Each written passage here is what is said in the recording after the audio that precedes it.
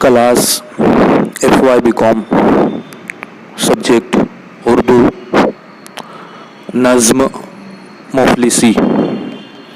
हमने अब तक नज़्म मुफलिसी के चंद अबवाब का चंद अशार का मुतालिया किया है।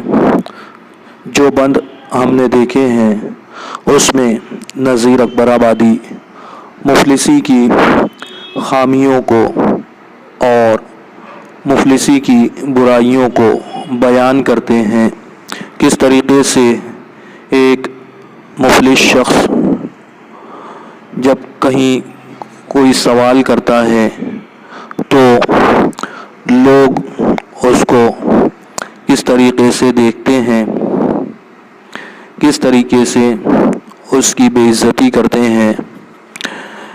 ये तमाम बातें उन्होंने इस नज़्म में पेश की हैं।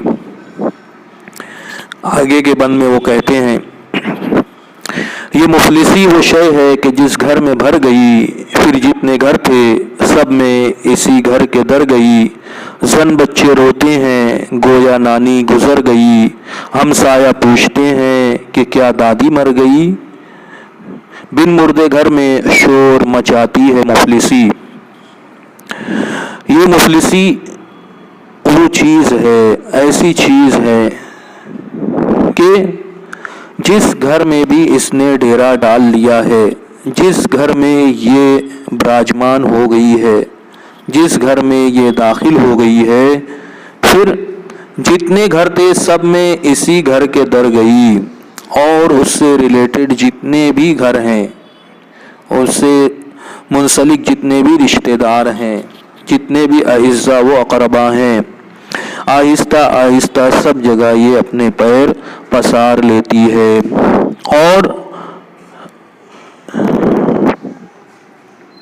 फिर क्या होता है, जन बच्चे रोते हैं गोया नानी गुजर गई। जन औरतें और बच्चे ये रोते हैं, किस वजह से? इसी मुफलिसी की वजह से वो रोते हैं गोया उनकी नानी गुजर गई, जिसको आज की ज़ुबान में हम कहते हैं कि नानी मर गई, नानी याद आ रही है।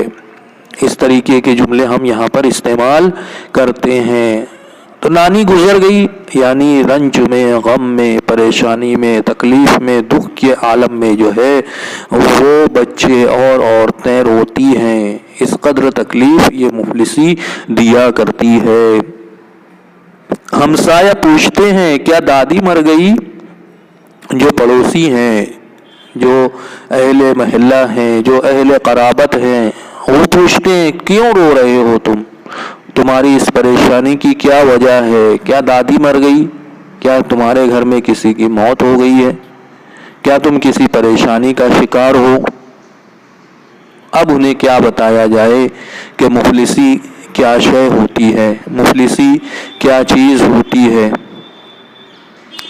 लोग ये समझ रहे हैं कि ये बच्चे इसलिए रो रहे हैं कि इनके किसी रिश्तेदार का इंतकाल हो गया है। औरतें आहवो बका इसलिए कर रही हैं कि उनके किसी अजीज़ का विसाल हो गया है, जबकि असल बात यह है कि वो मुफलिसी की वजह से रो रहे हैं। मुफलिसी की वजह से वो अपनी बुनियादी ज़रूरतें पूरी नहीं कर पा रहे हैं, भूख की वजह से रो रहे हैं, बीमारी की वजह से रो रहे हैं, और भी दीगर वजूहात हैं जिनका सबब सिर्फ़ और सिर्फ मुफलिसी है। और हमसाया पूछ रहे हैं, हमसायों को भी जो है गरीबों से, मुफलिसों से कोई लेना देना नहीं है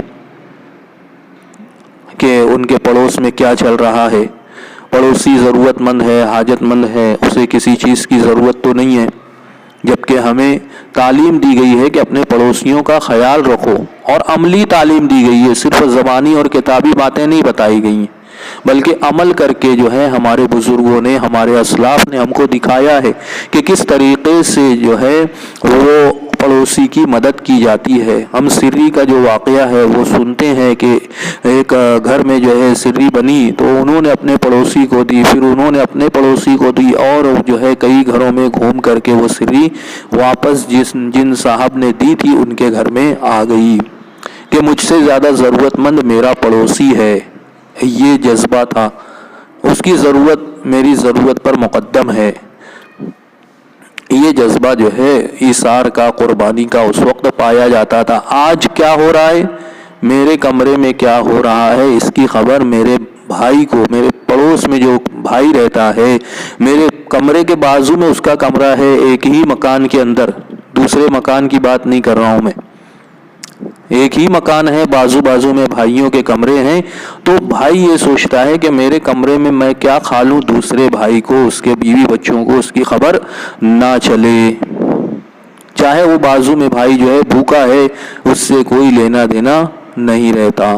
یہی حال جو ہے آج ہمارا ہو چکا ہے، چھپا کر کے لاتے ہیں، جبکہ ہمیں بتایا گیا کہ جب کچھ لے کر کے کچھ کھانا بنا رہے ہو تو پھر جو ہے اس کی خوشبو پڑوس میں جائے گی، اس لیے کھانا بنانے کے بعد کچھ اس میں شوربہ بڑھا لو، اور وہ شوربہ جو ہے وہ پڑوس میں بھی بھیجو، وہ کھانا جو ہے کچھ پڑوس میں بھی بھیجو۔ پڑوس کا بہت بڑا حق جو ہے وہ ہے پڑوسیوں کا۔ پڑوس کہاں تک ہے، 40 مکان تک ہے، لیکن آج ہمارا یہ جو ہے حال ہے کہ ہمیں خود اپنے ماں باپ کی فکر اور خبر نہیں رہتی ہے، ہم اسی کو نظر انداز کرتے ہیں جو ہم پر فرض ہے، جائے کہ پڑوسیوں کا خیال رکھنا۔ البتہ پڑوسیوں سے لڑائی جھگڑے برابر ہوتے رہتے ہیں، ان کی تاک جھانک ہوتے رہتی ہے کہ پڑوسی کچھ ایسا کرے تو اس سے پھر جھگڑا کیا جائے۔ تو یہاں پر بھی یہی معاملہ ہے، پڑوسیوں کو خبر نہیں ہے کہ یہ بیچارے جو رو رہے ہیں، عورتیں بھی رو رہی ہیں، بچے بھی رو رہی ہیں، اور بلک بلک کر کے رو رہے ہیں، اس لیے کہ ان کی سفید پوشی کا بھرم کھلنے والا ہے، بھرم ٹوٹنے والا ہے۔ بن مردے گھر میں شور مچاتی ہے مفلسی، بغیر مردے کے ایسا لگ رہا ہے گھر میں میت ہو گئی ہے، کسی کا انتقال ہو گیا ہے اور یہ لوگ رو رہے ہیں۔ بن مردے کے گھر میں شور مچاتی ہے مفلسی، دیکھو کسی کے یہاں انتقال ہو جائے تو لوگ جو ہے وہ رنج غم کا اظہار رو کر کے، چھینک کر کے کرتے ہیں۔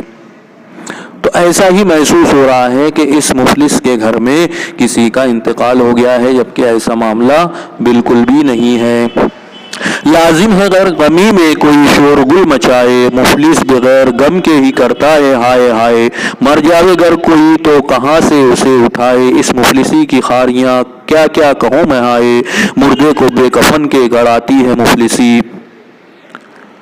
ہاں، لازم ہے گر غمی میں کوئی شور گل مچائے، ٹھیک ہے، کوئی غم پہنچا ہے تو انسان کی فطرت ہے، اس کو رنج ہوگا، غم ہوگا، وہ شور گل کرے گا، روئے گا، چیخے گا، چیخ پکار کرے گا، لوگوں کو مدد کے لیے بلائے گا۔ لیکن ایک مفلس شخص جو ہے بغیر کسی غم کے، بغیر کسی تکلیف اور پریشانی کے وہ شور گل کرتا ہے، روتا پیٹتا ہے، کیونکہ مفلسی ہی سب سے بڑا غم ہے، مفلسی ہی سب سے بڑا درد ہے۔ مر جاوے گر کوئی تو کہاں سے اسے اٹھائے، مفلس کے گھر میں کسی کا انتقال ہو جائے تو اس کی تجہیز و تکفین کا بھی سامان اس کے پاس میں نہیں ہوتا ہے۔ دوسرے الفاظ میں ہم یہ کہہ سکتے ہیں کہ وہ بھوک سے مرا ہے، مرنے والا۔ اب جب مرنے والا بھوک سے مرا ہے تو پھر اس کی تجہیز و تکفین کے لیے سامان کہاں سے آئے گا؟ اگر اس کے پاس پیسہ ہوتا تو اس کی تجہیز و تکفین ہی کیوں نہیں کرے، اس کے کھانے کا انتظام ہی کر دیتے، تو بھوک سے مرنے کی نوبت نہیں آتی۔ لیکن یہاں پر جو ہے وہ کھانے کے لیے پیسہ نہیں ہے تو تجہیز و تکفین کے لیے، اس کی کفن دفن کے لیے پیسہ کہاں سے آئے گا؟ اس مفلسی کی خاریاں کیا کیا کہوں میں ہائے، یہ مفلسی کتنی بے عزتی جو ہے وہ دے کر کے جاتی ہے، کتنا ذلیل کرتی ہے، کتنا خار کرتی ہے آدمی کو، میں کیا کیا بتاؤں۔ نذیر اکبر آبادی یہاں پر کہہ رہے ہیں مردے کو بے کفن کے گڑاتی ہے مفلسی، کسی کا انتقال ہو گیا ہے اور اس کے اعزا و اقربا کے پاس میں اتنا پیسہ نہیں ہے کہ اس مردے کو جو ہے وہ کفن دفن کا انتظام کیا جائے، اس کی کفن کے لیے بھی ان کے پاس میں پیسے نہیں ہوتے ہیں، چندہ کر کے اس کی تجہیز و تکفین کا انتظام کیا جاتا ہے۔ اس قدر مفلسی جو ہے وہ آج ناپید ہے، قصے کہانیوں میں ملتی ہے، ورنہ حقیقی زندگی میں تو اتنی زیادہ مفلسی ہمیں کہیں بھی نظر نہیں آتی ہے۔ ہر شخص جو ہے 3 وقت پیٹ بھر کے کھانا کھاتا ہے، ہمارے اپنے سماج میں، سوسائٹی میں، معاشرے میں جنرلی عام حالات میں، نارمل حالات میں کیسا ہی مفلس اور غریب شخص ہو، 2 سے 3 وقت اس کے گھر میں کھانا بنتا ہے۔ کچھ بیچارے ہوں گے، کوئی غریب، یتیم، بیوہ، جن کے یہاں محنت مزدوری کرنے کے بعد بھی اتنا نہیں بچتا ہوگا کہ وہ 3 وقت کھانا بنا سکے۔ 1% لوگ مشکل سے ایسے ملیں گے، اور یہ 1% لوگ بھی اس وجہ سے کہ ان کے رشتہ دار، ان کے پڑوسی ان کا خیال نہیں رکھتے، جس کی وجہ سے انہیں فاقوں کی نوبت آ جاتی ہے۔ ورنہ اگر ہم اپنے اسلاف کی تاریخ پر نظر ڈالیں تو ہمیں پتہ چلتا ہے کہ وہ کئی روز کا جو ہے ان کے یہاں پر فاقہ ہوتا تھا، پانی اور کھجور کھا کے جو ہے وہ اپنی بھوک مٹاتے تھے۔ یہ چیز جو ہے ہمیں ملتی ہے، ہمیں ہماری تاریخ میں دکھائی دیتی ہے۔ اسی طریقے سے مردے کو بے کفن گڑاتی ہے مفلسی۔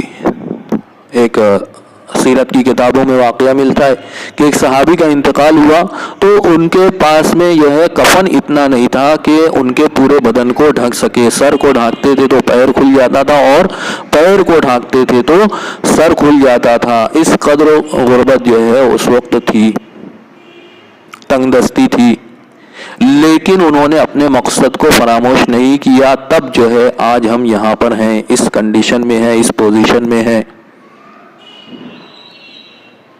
اور آج ہمیں ہر چیز میسر ہے، اس کے باوجود ہم اپنی زندگی کے مقصد کو فراموش کر بیٹھے ہیں۔